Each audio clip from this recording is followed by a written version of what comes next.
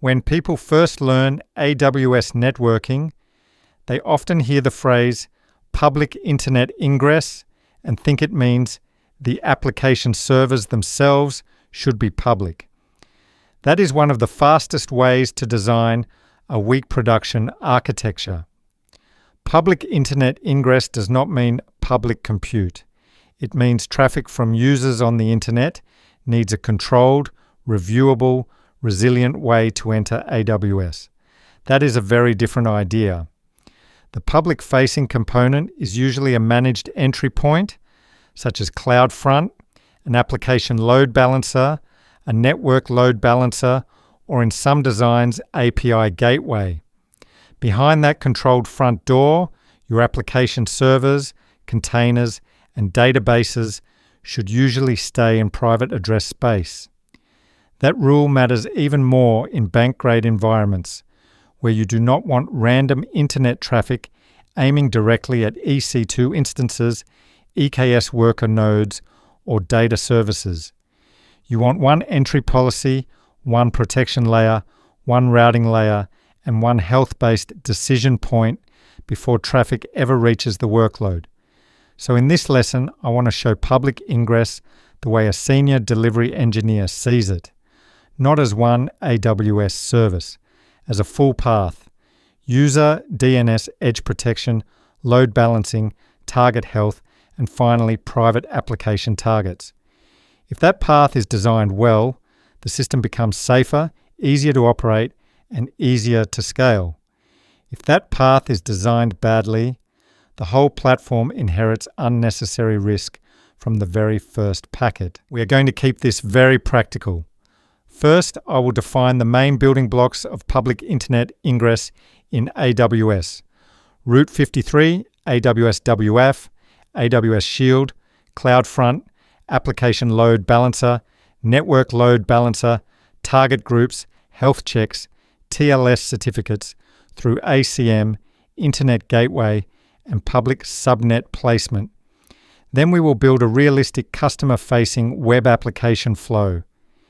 Imagine a digital banking platform where users log in from browsers and mobile apps, view balances, submit payments, and trigger sensitive back-end workflows. That is a good use case because the stakes are high. The platform needs low-friction access for users, but it also needs strong filtering, encryption, health-based routing, and clean private boundaries around the compute and data layers. After that, I will walk the end-to-end traffic flow from the user request all the way to healthy private targets. Then we will compare ALB and NLB, explain what target groups and health checks really do, and close with the production rules I would expect a serious engineering team to follow. By the end, you should understand not just which AWS services appear in public ingress, but why they appear in that order and what problem each one solves. Let us build the architecture from the outside in. The first actor is the user. The user does not know your internal IPs or your server layout. They know a domain name. That means the request usually starts with DNS, often through Route 53. Route 53 answers the question, which public endpoint should this user be sent to? For web applications, that endpoint is often CloudFront, an application load balancer, or sometimes another controlled edge pattern. If CloudFront is in front, it acts as the global edge entry layer. It can cache static content, terminate viewer TLS, reduce latency, and work with WAF and Shield protections closer to the edge. Behind that, the request often reaches an application load balancer. The ALB is usually the public-facing HTTP or HTTPS front door inside the region. It lives in public subnets because it must accept traffic from outside AWS. But public subnet does not mean everything behind it is public. It simply means the subnet has a route to the Internet Gateway, which allows the load balancer to receive and respond to Internet traffic. The ALB then forwards traffic to a target group. A target group is the set of back-end destinations the load balancer is allowed to send traffic to. Those targets might be EC2 instances, ECS tasks, EKS pods through an ingress pattern, or IP targets, and those targets are usually in private subnets. That is the core mental model. Public ingress ends at the controlled front door. Application execution usually begins in private space behind it. Now let us trace one real request. A customer opens the bank website and types the domain into a browser. The browser asks DNS where to go. Route 53 responds with the public entry path, often pointing to CloudFront or directly to the public load balancer design. If CloudFront is present, the request first lands at the edge location that is most appropriate for the user. There, AWS can apply edge-level acceleration, caching behavior, and integrated filtering. If the content is cacheable and already available, CloudFront may serve it immediately. If the request needs dynamic application logic, the request continues toward the origin, often the application load balancer. Before that traffic reaches the app tier, WAF rules may inspect it for patterns such as SQL injection attempts, common exploit signatures, bad bots, or rule-based abuse. Shield adds DDoS protection at the AWS edge and network layers. Then the request reaches the ALB. The ALB does not blindly spray traffic anywhere. It evaluates listeners, routing rules, host names, paths, headers, and target group health. Only healthy registered targets should receive traffic. That is why health checks matter so much. If a target cannot respond correctly, the load balancer should stop routing users there. From the target group, traffic reaches the private backend workload. That might be EC2, ECS, or EKS-hosted application logic. The key is that the workload serves internet users without being directly exposed to the internet itself. That is the controlled entry pattern serious teams want. Now let us go one level deeper into the public entry services. Route 53 is not just a DNS record host. In production, it becomes part of traffic steering. It can route by health, latency, weighted rollout policy, or failover pattern depending on the design. CloudFront is the edge delivery layer. For static assets, it reduces latency and offloads repeated traffic from the origin. For dynamic applications, it still helps by bringing the user into the AWS edge sooner and then moving traffic across the AWS backbone more predictably. AWS WAF is the application layer filter. Think of it as policy for web requests.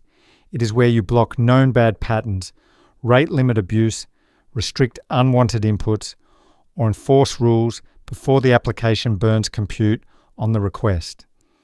AWS Shield focuses on DDoS protection. At the basic level, AWS gives foundational protection automatically. At higher levels, organizations can add deeper response and detection capability. The important teaching point is this: WAF and Shield are not the same thing. WAF is about web request inspection and policy. Shield is about resilience against distributed denial-of-service style attack behavior. Together with Route 53 and CloudFront, they create a stronger public edge. That edge does not replace good application design, but it reduces the chance that raw hostile traffic reaches your backend unchanged. Now let us talk about the load balancing layer itself. For most customer-facing web applications, the application load balancer is the default answer. Why? Because ALB understands HTTP and HTTPS well. It supports host-based and path-based routing, integrates cleanly with target groups, and works naturally for modern web and API patterns. This is why an ALB is such a common front door for ECS services, EKS Ingress, and multi-service web stacks. A network load balancer solves a different problem. It operates at a lower level and is useful when you want very high performance TCP or UDP handling, static IP behavior, or non-HTTP traffic patterns. It can also be relevant when you want TLS pass-through or very specific network behavior that is not the job of an ALB. So the question is not which one is better. The question is what kind of traffic and routing logic you need. Target groups are the back-end membership lists plus health logic. They tell the load balancer where it may send traffic and how it should decide whether a target is healthy. Health checks are not decoration. They are what prevent the platform from routing users to a dead or degraded target. And then there is TLS. For internet-facing web applications, TLS is a baseline expectation, not an optional upgrade. With ACM, you can manage certificates for the public-facing endpoints and terminate TLS cleanly at the right controlled layer.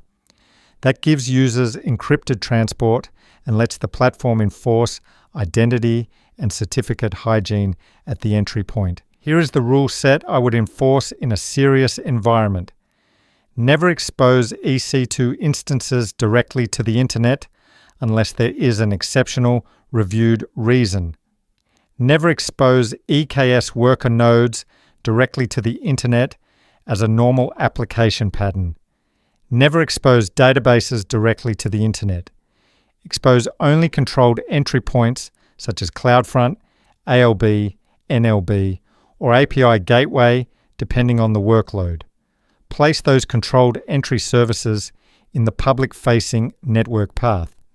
Keep the actual application targets in private subnets. Use target groups and health checks so only healthy backend capacity receives user traffic. Attach WAF policies where they make sense. Use Shield protections as part of the edge resilience model.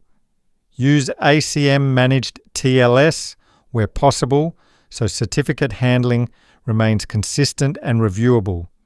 And remember the subtle but important network rule here. A public subnet is not where your whole app belongs.